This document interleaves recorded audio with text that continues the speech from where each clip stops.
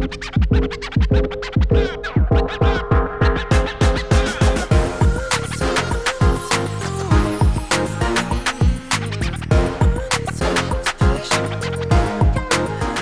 bi rekla, da se vse začne s tem, da mi vemo, kako si želimo izgledati. O tem zelo malo ljudi razmišlja, ampak je to res en tak ključen začetek. Slovenke in Slovenci na splošno smo še vse glede mode zelo zadržani. Smo mogoče na nek način bolj premišljeni, a ne, če to primerjam z recimo s kakšno Hrvaško, pa to tam je pokazati se, tam je styling staž, a ne. Ljudje smo si različni, imamo različne poklice, imamo različne karakterje, a ne, energije, tako da najdeti potem to želeno vizualno podobo, oblikovati sebi v prid, da nam služi, da nas veseli, da nas ne izpopolnjuje.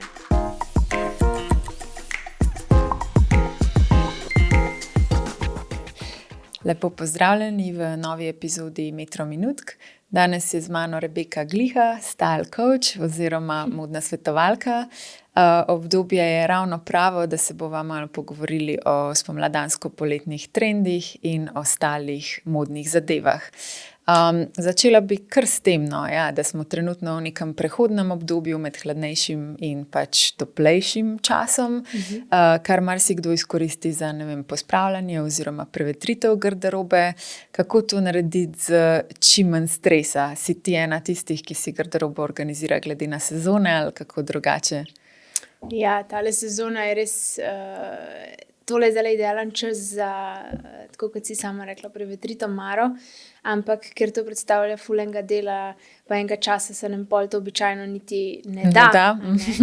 Ampak je pa res zelo koristno, da tiste, ki pa to počnejo, a ne, se pa tudi potem to pokaže v nekem končnem videzu, pa neki celostni podobi, tako da tudi, če se nam ne da, jaz to toplo priporočam.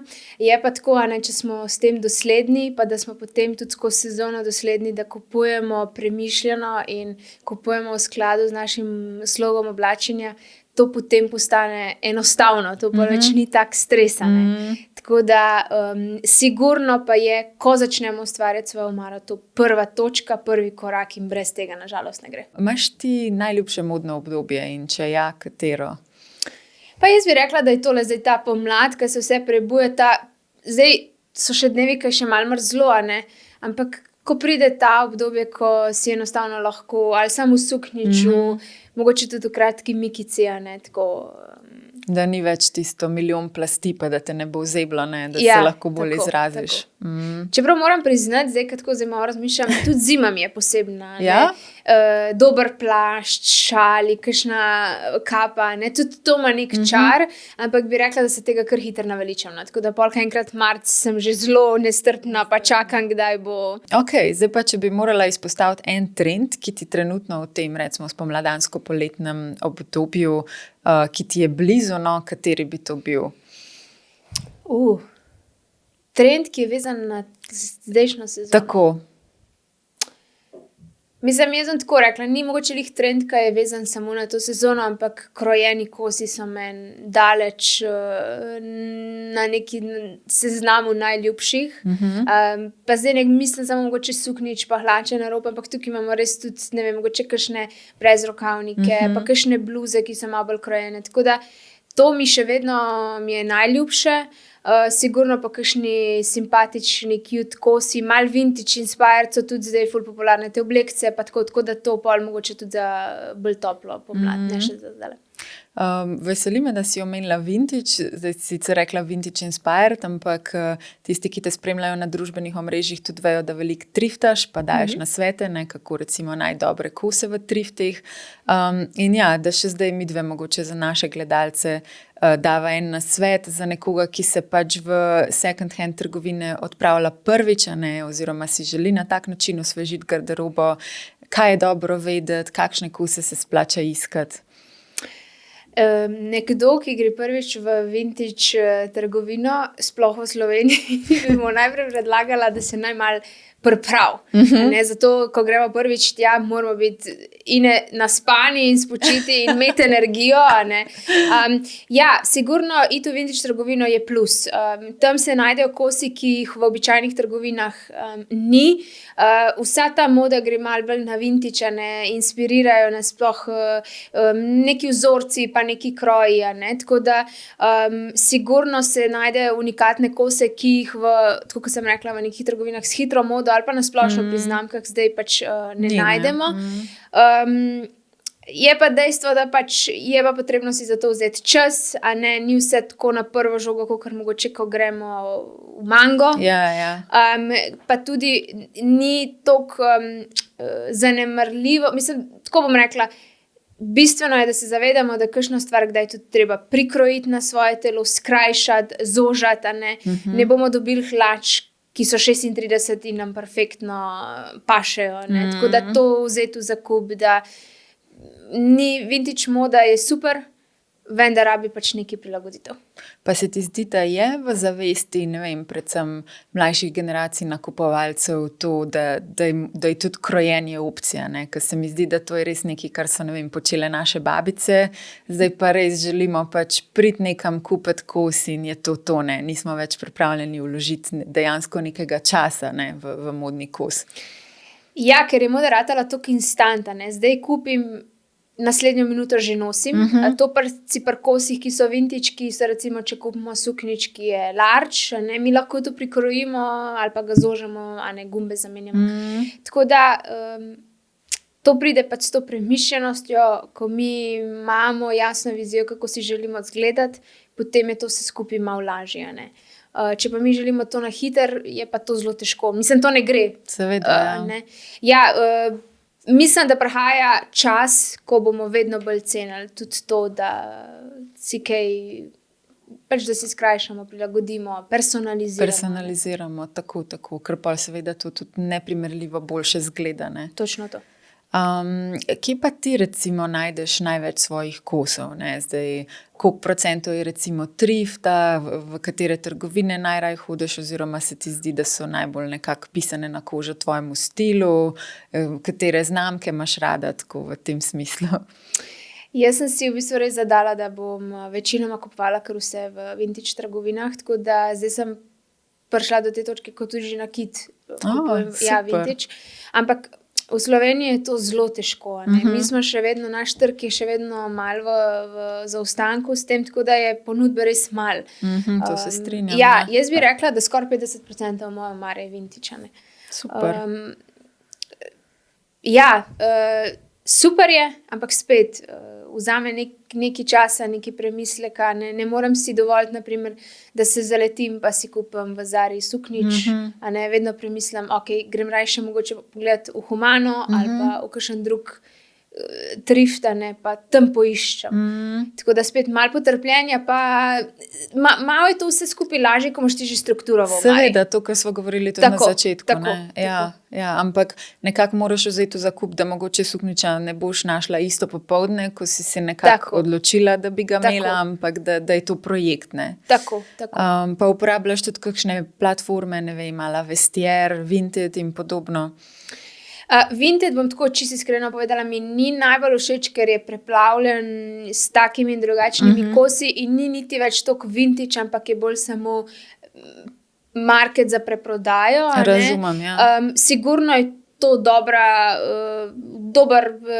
kako se ima, portal, kjer se pač pogleda lahko, ampak jaz se res bolj fokusiram na vintage kose, se pravi, kakšna Humana na Streeterjevi, ki je prav sfokusirana na te dobre kose, eBay, Etsy, tudi Vestiaire za dražje pa boljše znamke, tako da. Prej si omenila uhane, dodatki so tudi en način, kako v bistvu povzdigniti videz čist na drug nivo, ne vem, torbica, ruta, šal, pas, se tudi o tem dosti govoriš v svojih posnetkih. Kaj je recimo trenutno ne vem, in pri nakitu, torbicah in podobno? Dodatki so tisti, ki najbolj dodajo naš osebni vidik, naš karakter. Zdaj, če imam jaz enak styling, pa zberem ene uhane ali pa druge, čist vibe stylinga na koncu lahko drugačen.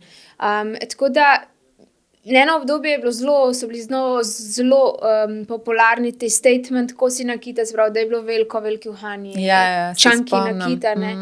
Zdaj spet mogoče gre to vse malo bolj na enostavno, na to klasiko, ne, tako da jaz bi to bolj rekla, da ni zdaj tukaj stvar koliko je trendi, ker trendi je vse v bistvu, ne, če ti znaš kombinirati, bo lahko marsikaj dobro izgleda. Bolj je tukaj, da mi na svoj osebni slog najdemo tisto, kar nam ustreza, pa nas poudari na nek način, ne. To je res, ja. In v bistvu tudi, če čanki kosi niso več popularni, ne, če jih mi znamo nekako komponirati v naš videz, je to, tako. ne. Ok, pa vsem se bom malo vrnila še k trendom, ko sva prej govorili o tem, kar ti je recimo v tem spomladanskem obdobju blizu. A obstaja kakšen trend, ki se trenutno, ne vem, rola po omrežjih ali pa ga videvaš na ulici, pa ti res ne potegne? Ma ne bi rekla. Ne. Jaz sem tako vsestranska, kar se tiče mode, da mi je vse zelo fascinantno.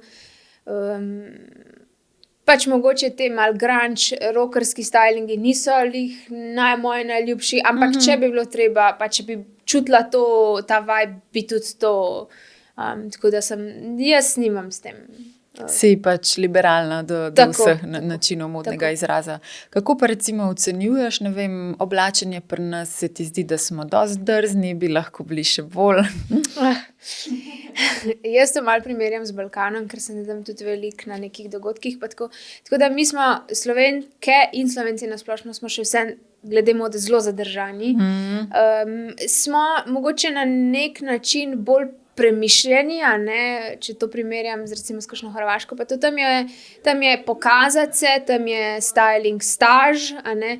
Tako da to mogoče ne pije toliko pol vode s to neko trajnostjo, a ne, pač tam je treba za vsak dogodek si nov styling kupiti. Pri nas je mogoče ta ozaveščenost večja, je to čisto pozitivno.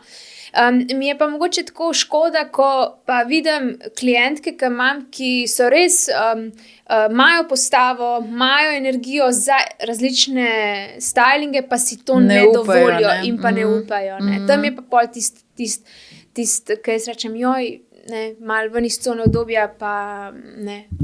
Pa jih potem uspeš spodbuditi, mogoče, da poskusijo kaj novega ali ostajajo v znanem in varnem? Jaz bi rekla, da tiste, ki se odločajo za stilska svetovanja, sigurno so malo bolj odprte miselnosti. Nikoli jih ne bom vrgla čisto v drugo smer ali pa v nek ekstrem, ker to tudi ne gre. Seveda, ne. ja. Tako da z nekimi majhnimi mini koraki potem pač verjamem, da s časom bojo prišle tudi do nečesa malo bolj, nečesa izven cone udobja. Malo bolj ekspresivnega nekako.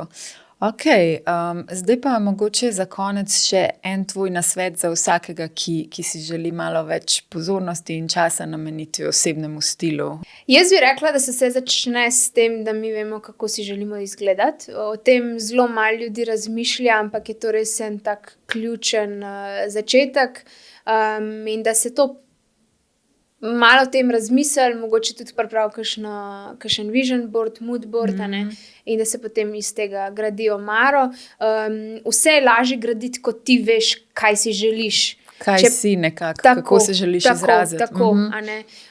Ljudje smo si različni, imamo različne poklice, imamo različne karakterje, a ne, energije, tako da najdeti potem to želeno vizualno podobo, oblikovati sebi v prid, da nam služi, da nas veseli, da nas, a ne, izpopolnjuje.